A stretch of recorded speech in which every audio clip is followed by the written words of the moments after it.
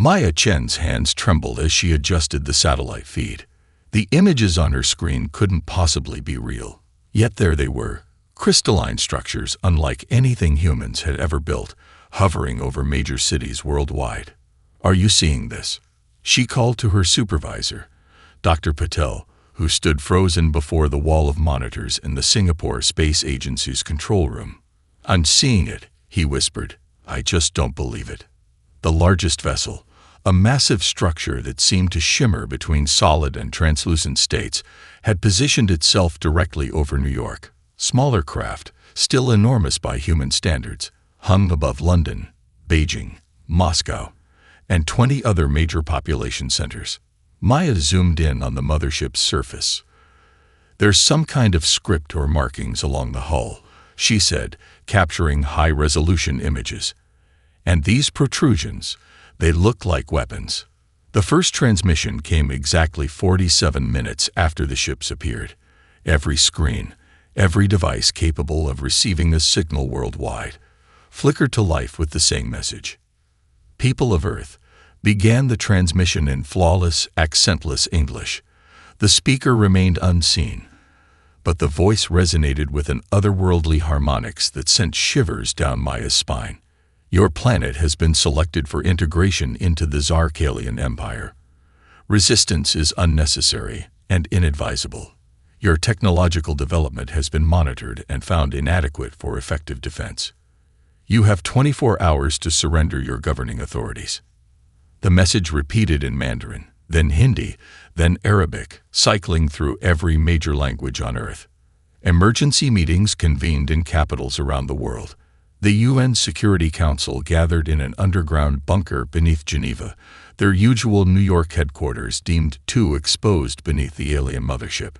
Military forces worldwide went to highest alert, though no one knew if their weapons would have any effect against the visitors. Meanwhile, in a research facility outside Geneva, Dr. Sanjay Kumar noticed something unusual in his atmospheric readings. As head of the Global Pathogen Monitoring Initiative, his team maintained sensors worldwide that tracked the spread of potential pandemic threats. These sensors had picked up strange biological particles in the air surrounding the alien vessels, microscopic matter that matched nothing in their extensive database. "The composition is completely novel," his assistant remarked, staring at the electron microscope images. "But there's something else strange. Look at how they're reacting to our air samples." The alien biological particles seem to be breaking down rapidly when exposed to Earth's atmosphere. Something, perhaps oxygen levels, perhaps natural bacteria, was causing them to deteriorate. "Record everything," Dr. Kumar instructed, "and send this data to every biological research facility we're still in contact with." As night fell across Europe, the first Zarkalian landing vessels detached from the mothership over Paris. Sleek shuttles descended toward the Champ de Mars, the Eiffel Tower illuminated against the darkening sky, providing a dramatic backdrop for humanity's first close encounter. French military forces formed a perimeter, their weapons trained on the landing zone, while civilians either fled in panic or gathered at a distance, phones recording what might be the most significant moment in human history. The shuttle doors opened with a soft hiss, revealing silhouettes that were undeniably non-human. As the first Zarkalian stepped onto Earth soil, no one noticed the invisible cloud of Earth's microbes that swirled around it, drawn into its breathing apparatus, settling on its protective suit, beginning the invasion that would ultimately save humanity, one microscopic soldier at a time. Commander Vextor surveyed Ueno Park in Tokyo with something approaching aesthetic appreciation. The cherry trees were not in bloom. It was the wrong season, but their graceful forms pleased him nonetheless. Strange that a primitive species would dedicate so much urban space to non-functional vegetation. Perhaps there was more to these humans than initial scans suggested. "The local security forces have withdrawn to the perimeter as ordered," reported his second-in-command, Krelva. "We've established forward bases in 17 major population centers, and resistance has been minimal." Vextor nodded, his elongated head catching sunlight on its iridescent scales. "The Imperial Overlord will be pleased. Prepare the next phase of the integration protocol. 3 days into the invasion, the Zarkalians had established control over key strategic locations with remarkable efficiency. Their technology neutralized human communications and defensive systems with ease. Military resistance had proven futile. Human weapons couldn't penetrate the aliens' energy shields, and their aircraft were swatted from the sky like insects. But inside the Tokyo base camp, something unexpected was happening. Krelva had found the commander in the medical unit, where 3 soldiers lay on examination platforms, their normally blue-green skin mottled with purple lesions. Another patrol affected. Vextor asked, his 4-fingered hand adjusting settings on a diagnostic device. 7 more since morning, Krelva confirmed. Similar symptoms are being reported from all ground forces. The medical officers are. He hesitated, concerned. Medical officer Zethrel approached, her movements lacking the usual Zarkalian precision. Commander, we've analyzed the pathogenic agents. They're unlike anything in our database. Primitive microorganisms, by our standards, but they're adapting to our biology at an alarming rate. Explain, Vextor demanded. These organisms, bacteria, fungi, viruses, they're remarkably diverse. Our immune systems are designed to recognize and neutralize specific threat patterns, but Earth's microbial life shows extraordinary variation. They're overwhelming our defenses through sheer diversity. In a classroom-turned-observation post 3 blocks away, 12-year-old Hiro Tanaka watched the alien encampment through his father's binoculars. He'd been hiding in the school since the invasion, separated from his family during the evacuation. For 2 days, he'd observed the aliens' movements, noting their patterns, looking for weaknesses. Today, something was different. The aliens moved more slowly. Some seemed to struggle with their breathing equipment. Hiro watched as an alien patrol passed beneath his window. Suddenly, the lead soldier stumbled, its breathing apparatus making a wheezing sound like air escaping a balloon.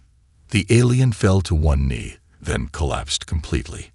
Its companions gathered around, their voices making strange clicking sounds that might have been alarm or concern. They removed the fallen soldier's helmet, the first time Hiro had seen an uncovered alien face. It was less frightening than he imagined. Smooth blue-green skin, large eyes with vertical pupils, no visible nose but gill-like structures on the neck. The face might have been almost peaceful if not for the blue-black lesions spreading across its cheeks and the yellowish fluid leaking from its gill slits. Inside the Zarkalian command ship hovering above Mount Fuji, the situation was becoming critical. Medical bays designed to handle combat injuries were now overwhelmed with patients suffering from mysterious ailments. Atmospheric scrubbers worked overtime, attempting to filter unknown contaminants, but the ship's environmental systems hadn't been designed to handle Earth's microbial diversity.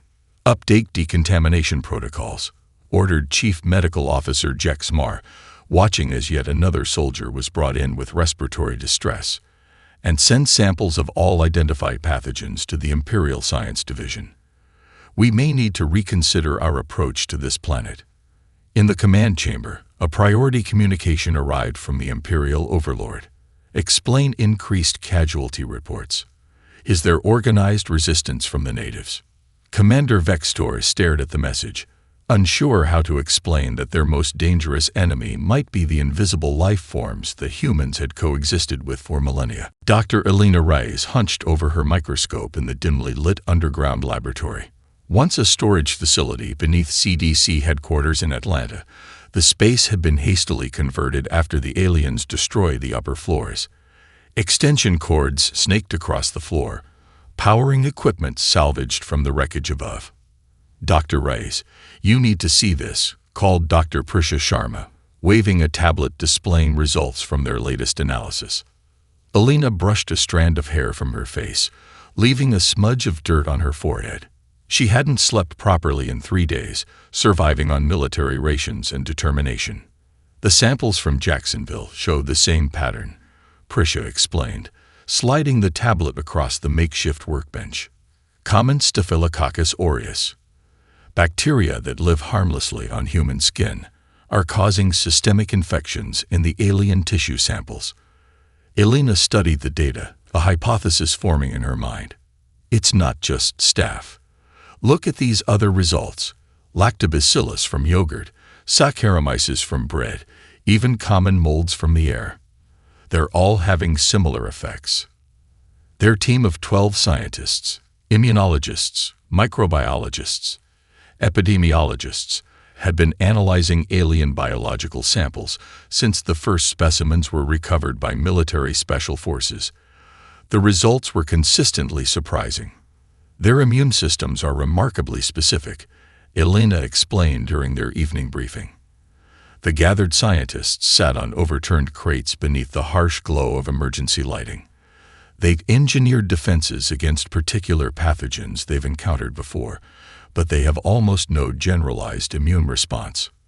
Like they've never needed to adapt to new threats, suggested Dr. Marcus Wong, an evolutionary biologist. Exactly, Elena nodded. While humans evolved alongside millions of microorganisms, developing broad-spectrum immunity, the Zarkalians apparently sterilized their environment so thoroughly that they lost those adaptations. Across the table, Dr. Lian Chen pulled up footage captured by drones. This was recorded near their Chicago base yesterday, she said, turning her laptop so everyone could see. The video showed alien soldiers patrolling a park when a sudden gust of wind swept through a field of dandelions gone to seed.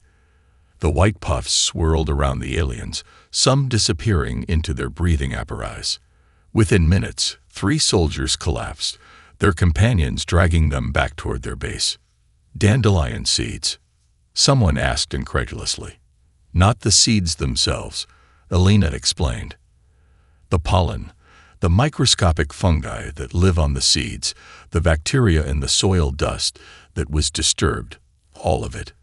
Their environment suits aren't designed to filter particles that small, especially in such diversity. This revelation sparked a flurry of activity. If Earth's microscopic life forms were the planet's natural defense system, perhaps they could be leveraged more effectively. The next morning, Dr. Rice led a small team to a nearby culturing facility that had survived the initial attacks. Inside, refrigerated samples of bacteria, fungi, and other microorganisms, collected for research before the invasion, waited like an arsenal of microscopic weapons. We need to understand exactly how these organisms affect alien physiology, Elena told her team as they carefully transported cultures back to their underground lab. Not to create a bioweapon. We're scientists, not soldiers, but to predict how this invasion might play out. Later, reviewing security footage from captured alien facilities, Elena made another critical observation. The aliens were implementing increasingly stringent decontamination protocols, yet infection rates continued to rise. Something fundamental about Earth, perhaps its very atmosphere, was incompatible with their biology. They didn't just invade our planet, she whispered to herself, watching the footage of aliens struggling against invisible enemies. They invaded an ecosystem that's been at war with itself for billions of years. And they're losing. Commander Vextor's once imposing frame had begun to diminish. His uniform, designed to fit precisely, now hung loosely around his shoulders. The lesions on his neck had spread despite the medical treatments, and his breathing came in labored wheezes. Still, he maintained his authority as he addressed the gathered officers in the command center of their Philadelphia base. Implement full biohazard protocols, he ordered, his voice carrying less resonance than before. All personnel will remain in sealed environmental suits at all times. Authorized sterilization measures are now mandatory for all occupied zones. The holographic displays surrounding him showed alarming statistics. 43% of ground forces experiencing symptoms, 16% critically ill, 7% already dead from what their medical officers were now calling terrestrial exposure syndrome. In the hills outside the city, Colonel James Harper lowered his binoculars. The prominent scar that ran from his left temple to his jawline pulled tight as he frowned. Through the powerful lenses, he had watched the aliens deploying what looked like crystalline pillars around their base perimeter. "What do you make of those?" he asked, passing the binoculars to Lieutenant Sofia Rodriguez. "Some kind of sterilization technology," she replied after studying the devices. "Look at what's happening to the vegetation near them." The grass and trees within 50 meters of each pillar were turning brown, withering before their eyes. A flock of birds flew over one activated pillar and suddenly dropped from the sky, their bodies falling like stones. Harper's resistance cell had been operating in the area since the invasion began. Former military personnel combined with local police, hunters, and ordinary citizens determined to fight back. They'd had limited success against the aliens' superior technology, but recent observations suggested the invaders were becoming vulnerable. "They're desperate," Harper noted, watching an alien stagger as it adjusted one of the pillars. "Those suits they're wearing now, they're restricting their movement, and they need to keep returning to their ships for air supply changes." That night, under cover of darkness, Harper led a team of 6 through the forest surrounding the alien compound.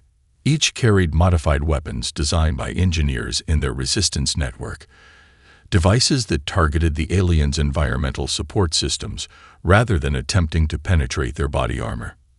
"Remember," Harper whispered as they approached the perimeter, "aim for the breathing apparatus connections and the power cells on their backs. We don't need to kill them to disable them." The raid was carefully timed to coincide with a shift change they'd observed in the aliens' patrol patterns. As a group of Zark aliens emerged from an airlock, Harper's team struck.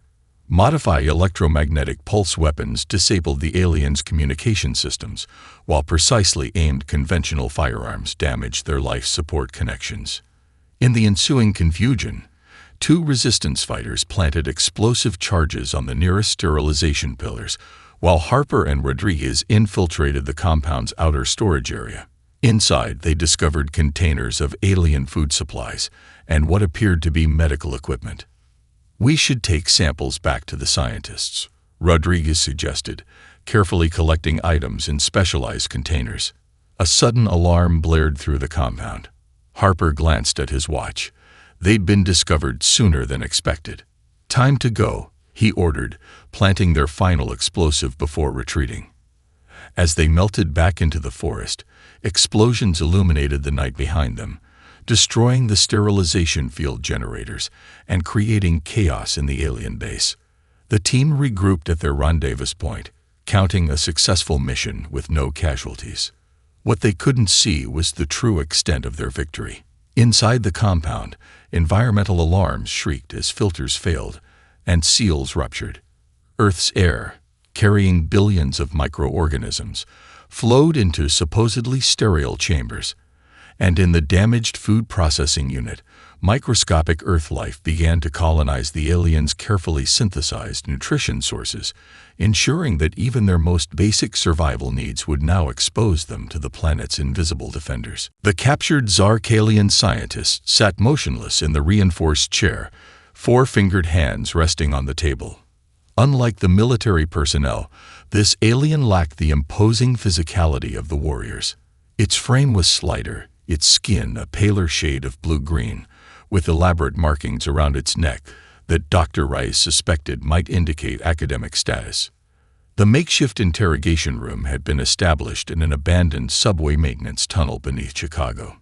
Military guards stood at attention by the door, weapons ready but unnecessary. The alien had surrendered willingly when resistance fighters overran a research outpost 3 days earlier.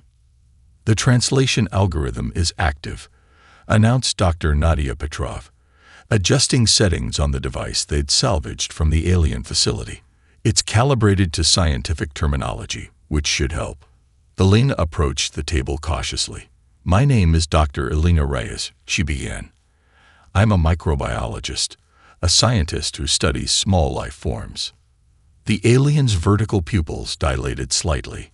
"I am Zinlak," it responded, the translation device converting its clicks and whistles into somewhat stilted English. "Research specialist in biological systems, 9th Division of Imperial Science." The initial exchange was halting and filled with misunderstandings. Basic concepts required extensive explanation. The aliens apparently had no concept of sneezing, for instance, and struggled to comprehend why humans would voluntarily consume fermented foods containing living microorganisms. Your species intentionally ingests bacterial cultures? Zinlak asked, the translated voice conveying something like horror. Yes, Alina replied, pulling out a small container from her pack. This is yogurt, fermented milk containing lactobacillus and other beneficial bacteria. Many humans eat it daily. Zinlak recoiled visibly when she opened the container, the sensory apparatus on its neck flaring.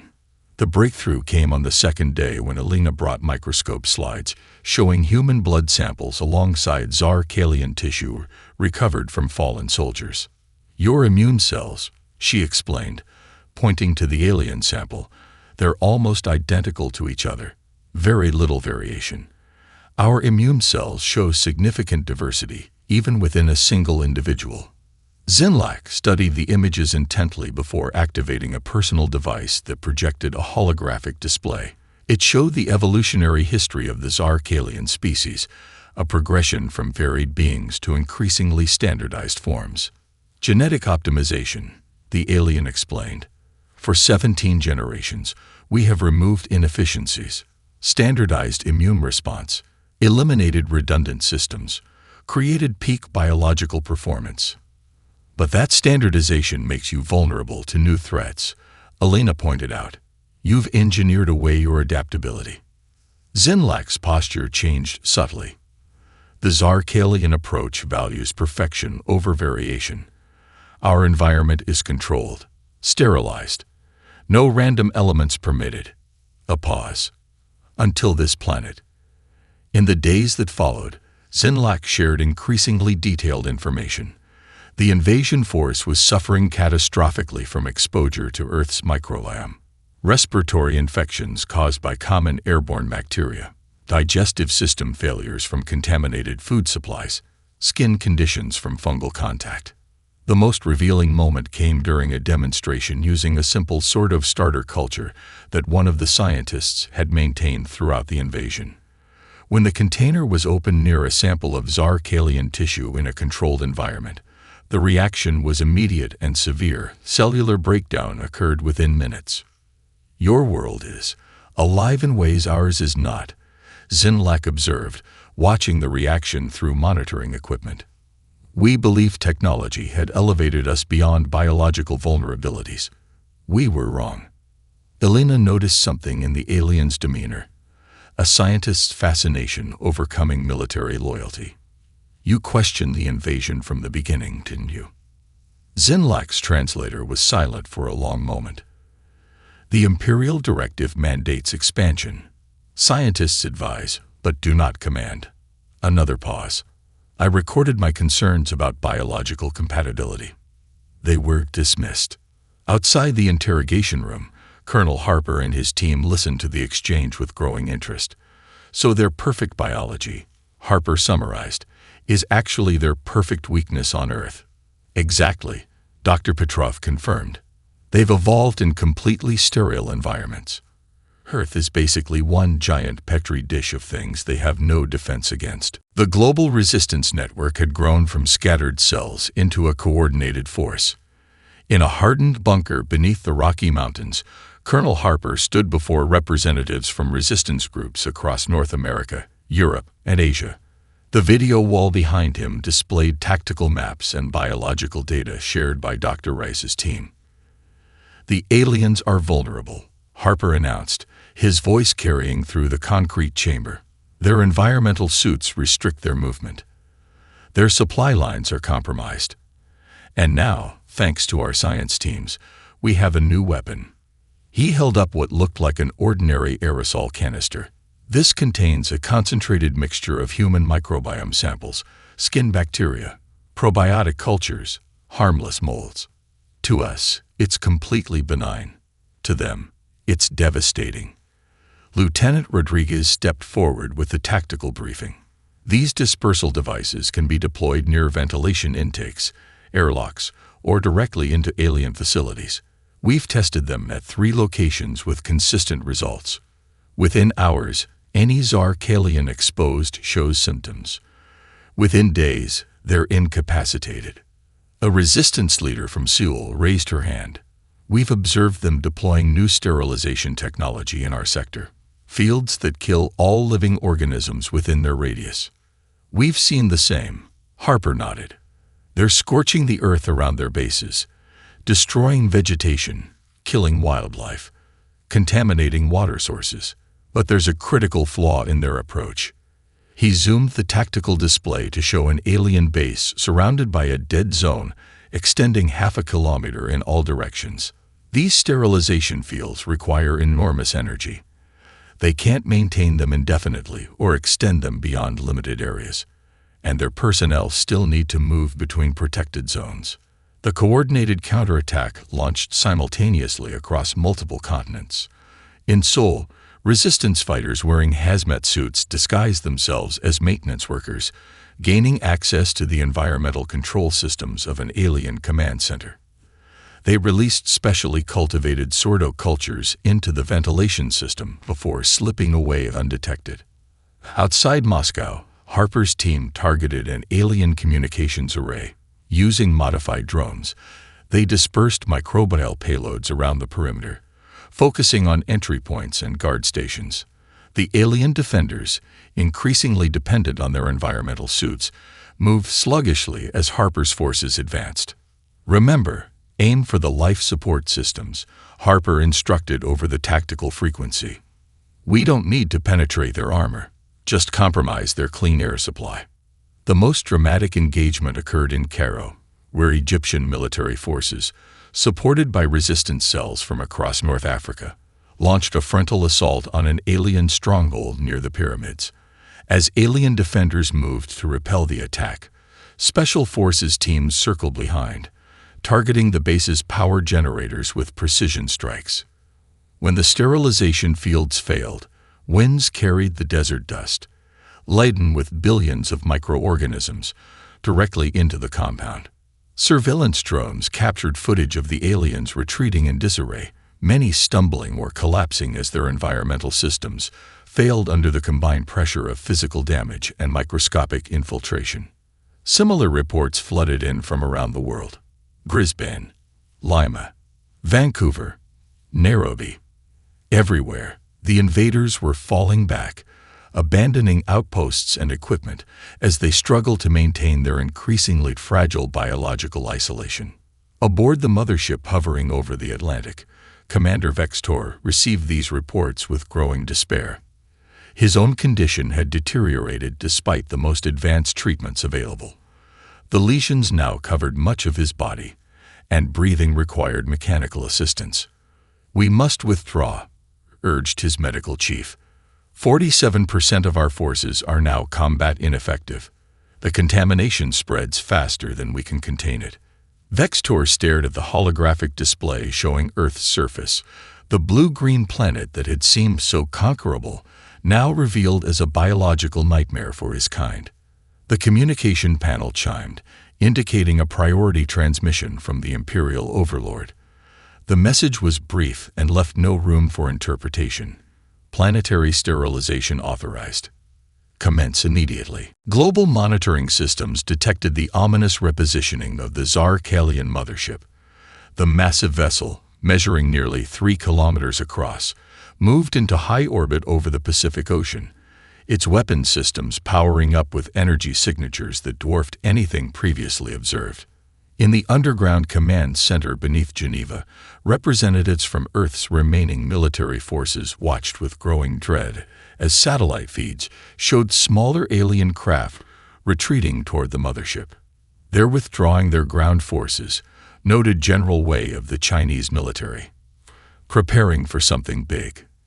"Orbital bombardment," confirmed Admiral Hassan of the International Defense Coalition.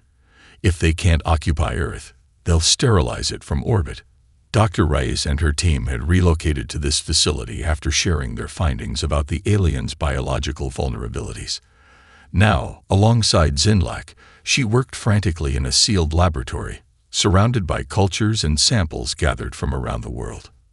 The ship's environmental systems are similar to their ground bases, just more extensive. Zinlak explained, projecting schematics onto a display screen. But the central ventilation hub is heavily guarded.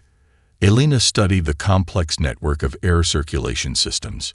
If we could introduce our microbial payload here, she pointed to a central junction, it would spread throughout the command sections first. Precisely, the alien scientist agreed. But reaching that location would require a direct assault on the mothership, finished Colonel Harper, who had been listening from the doorway. His face looked more weathered than ever, the scar along his jawline standing out against his stubbled skin. My team can deliver your package, Doctor. Just make sure it works. For the next 48 hours, Alina and her team worked without rest, developing a specialized biological payload. Unlike their previous weapons, which had used common microorganisms, this one contained carefully engineered probiotics derived from human gut bacteria, modified to spread quickly through air systems, but harmless to humans. It won't kill them, Alina explained during the final briefing, but it will overwhelm their immune systems quickly enough to incapacitate the command crew before they can launch planetary weapons. Zinlak had provided crucial insights, testing potential formulations on tissue samples and helping identify the most effective delivery method. Colonel Harper memorized the ship's layout as he recorded final messages for his family. His strike team would use 3 captured alien shuttles, modified by engineers to mask their approach. The mission had been classified as probable one way. Even if they succeeded, escape would be unlikely. Meteor shower approaching, announced the mission controller as Harper's team prepared for launch. Perfect cover for your approach. Launching in 3, 2, 1. The modified shuttles rode the atmospheric disturbance upward, their heat signatures masked among dozens of natural meteorites entering Earth's atmosphere. Aboard the lead vessel, Harper watched through reinforced viewports as the mothership grew from a distant silhouette to an overwhelming presence filling the sky. Approaching docking vector, reported Lieutenant Rodriguez from the pilot's seat, her hand steady despite the turbulence. No indication they've detected us. The first warning came as they entered the ship's gravity field. Alarm systems blared as automated defense turrets swiveled toward them. They've spotted us, shouted technical specialist Okafor. Evasive maneuvers. Rodriguez's piloting skills kept them alive as energy blasts illuminated the void around them. The second shuttle wasn't as fortunate. A direct hit transformed it into expanding debris. The third shuttle, piloted by Captain Chen, executed a desperate maneuver, drawing fire while Harper's craft slipped through the perimeter defenses. We're hit, Rodriguez reported as their shuttle shuddered violently. Controls still responding, but we're losing pressure in Section 3. Get us into that docking bay, Harper ordered, securing the biological payload container to his tactical vest. Everyone suit up. This landing's going to be rough. The shuttle crashed through the energy barrier protecting the auxiliary docking bay, skidding across the polished surface before slamming into a row of alien craft. Alarms wailed throughout the mothership as Harper led his remaining team members into the gleaming corridors, fighting their way toward the heart of humanity's most dangerous enemy. Alarms howled throughout the mothership as Harper's team fought their way through its labyrinthine corridors. The once orderly Zarkalian crew moved with increasing desperation, their formation discipline breaking down as word spread of humans aboard their supposedly impenetrable command vessel. The ventilation hub should be 2 levels up, Rodriguez called out, consulting the holographic map Zinlak had provided. Central shaft access point ahead. Only 4 team members remained after the running firefight through the lower decks. Harper's tactical vest contained their precious cargo, the concentrated biological payload that represented Earth's last hope. His left arm hung useless at his side, injured during their crash landing. Cut through here, he ordered, indicating a maintenance passage that would bypass the main corridors. As they navigated the narrow service tunnel, the ship's engines began to hum with increasing intensity. Through hull vibrations, they could feel the weapons systems charging. Planetary bombardment was imminent. Meanwhile, on Earth's surface, remaining military forces launched everything in their arsenal toward the mothership. Missiles, experimental energy weapons, even hastily retrofitted spacecraft. Most were intercepted by defensive systems, but the barrage created the distraction Harper's team desperately needed. The ventilation hub loomed before them, a cathedral-like chamber dominated by massive air circulation machinery. A dozen Zarkalian guards protected the entrance, their environmental suits more elaborate than those worn by ground troops. "We'll never break through that defense," whispered technical specialist Okafor, surveying the overwhelming opposition. A sudden commotion erupted from a connecting corridor. The guards turned, weapons raised, as a lone figure stumbled into view. Zinlak, somehow aboard the ship, moving awkwardly in what appeared to be a modified environmental suit. Biological containment breach in Section 7. The alien scientists shouted in the Zarkalian language, creating instant confusion. As guards rushed toward this perceived threat, Harper's team seized their opportunity, slipping into the ventilation hub during the chaos. "Set the charges," Harper commanded, positioning himself to defend their position. "Rodriguez, get that payload ready." The lieutenant worked quickly, preparing the dispersal mechanism while Okafor planted explosives on key junction points. The fourth team member, Surgeon Kwan, maintained suppressing fire as the first guards realized their mistake and returned. "Payload ready," Rodriguez announced, connecting the final components. "Charges set," Okafor confirmed. Harper nodded grimly. "On my mark." A blinding flash interrupted his command as emergency bulkheads slammed shut around the ventilation hub. Automated defense protocols had activated, trapping them inside, but also sealing the chamber from the rest of the ship. "Perfect," Harper smiled through bloodied lips. "They just did our job for us." "Activate the payload." Rodriguez pressed the activation sequence. The container hissed open, releasing a fine mist into the ventilation system's intake vortex. Billions of carefully engineered microorganisms, Earth's invisible soldiers, began their journey through the mothership's circulation system. On the bridge, Commander Vextor received alarming reports from multiple decks simultaneously. Crew members collapsing at their stations, environmental systems registering unknown biological contaminants spreading throughout command sections, weapons targeting systems failing as operators lost consciousness. "Override," he commanded hoarsely, his own condition deteriorating rapidly. "Initiate planetary bombardment immediately." But his orders went unacknowledged as bridge officers slumped at their stations. Emergency protocols transferred command authority to automated systems, which detected the unprecedented biological contamination and initiated ship-wide shutdown to prevent further spread. In orbit above Earth, the massive Zarkalian fleet fell into disarray as the command structure collapsed. Ship after ship lost coordination, their formations breaking apart like scattered leaves. Zinlak, having survived the initial confrontation, gained access to the communications center during the confusion. Using command codes from his scientific division, he broadcast an emergency message to all Zarkalian vessels. By Imperial Protocol 7-93, Earth is hereby classified as Biological Hazard World, Category 1. Quarantine mandatory. Colonization prohibited. Retreat immediately to avoid further contamination. He included comprehensive data on the microbiological threats that had devastated their forces, information that would be impossible for Imperial Command to ignore. After an agonizing wait, the first alien ship broke orbit, followed by another, then dozens more. The invasion force that had seemed unstoppable just weeks earlier now fled Earth's vicinity as though escaping a collapsing star. 6 months later, humanity gathered to commemorate what had become known as Microbial Victory Day. At the newly established United Earth Council headquarters in Geneva, Dr. Elena Reyes addressed representatives from every nation. "We've always thought of bacteria, viruses, and fungi as enemies to be conquered," she said, her voice carrying to millions watching worldwide. "But in our darkest hour, these ancient companions proved to be Earth's ultimate defense system. They are not separate from us. They are part of us, co-evolved over billions of years. Our diversity, Our messy biology that the Zarkalians considered primitive was actually our greatest strength.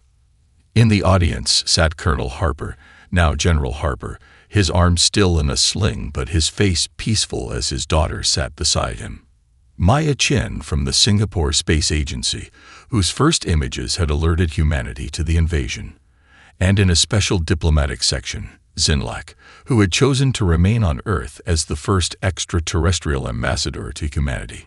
The Planetary Microbiome Defense Initiative established its headquarters in Atlanta, where scientists from around the world studied the relationship between Earth's microbial ecosystem and potential future threats from space. Schools added new curriculum exploring the beneficial relationships between humans and microorganisms. And somewhere in the vast chambers of the Zarkalian Imperial Palace, the Empire's cartographers added a new designation to their star charts beside Earth's coordinates. The symbols, translated roughly, read, "Approach at your own risk, biologically active world." As the holographic display zoomed out, hundreds of other stars carried similar markings, suggesting that Earth was not alone in its microscopic defenses, and that perhaps the galaxy was filled with worlds whose greatest strengths lay not in technology or weapons, but in the invisible ecosystems that evolution had perfected over billions of years.